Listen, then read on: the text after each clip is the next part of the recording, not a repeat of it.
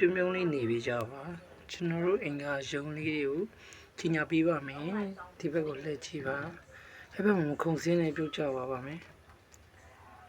1 2 3 4ညလုံးလေးကမှစပွင့်ခါစားလေးဖြစ်ပါတယ်နာမည်မိတ်ဆက်ပေးပါမယ်ဒါတော့မိဖြူဖြစ်ပါတယ်ဒါတော့ဒုတိယမိဖြူဖြစ်ပါတယ်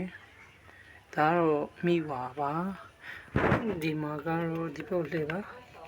ဒါတော့ဇုံမဲလုံးလေးဖြစ်ပါတယ်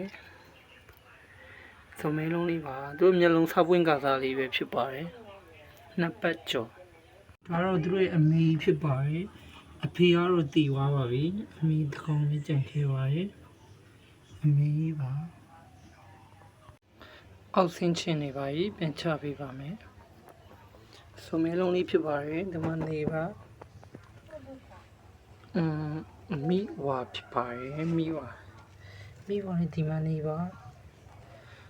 အရန်အိမ်ငါရဲ့တော်တော်အိမ်ငါရကြီးသူများရဲ့ဂုံထားတဲ့ချိန်မှာဒါမိဖြူဒုတိယမိဖြူဖြစ်ပါတယ်ဒါတော့အရန်အိမ်ငါရဲ့ကျွန်တော်ပထမဆုံးမိဖြူဖြစ်ပါတယ်သူများတွေကအပေါ်တင်တော့လန့်နေကြတဲ့အချိန်မှာသူကတော့အိမ်ငါလို့ခေါင်းဆုံးပါလာခဲ့အမကြီးချီတယ်လက်နဲ့ကိုင်နေတယ်အမချပေးတဲ့အတိုင်းနေပါပဲသူများရောလှုပ်ရှားနေပါတယ်ချီစုကဆောင်းချုံပြီးတော့အိတ်နေဒါတော့သူကင်းဆောက်ခိုင်းထားတာပါသူရဲ့တူလေးကိုကင်းဆောက်ခိုင်းတာပါသူကတော့ဦးလေးပဲဖြစ်ပါတယ်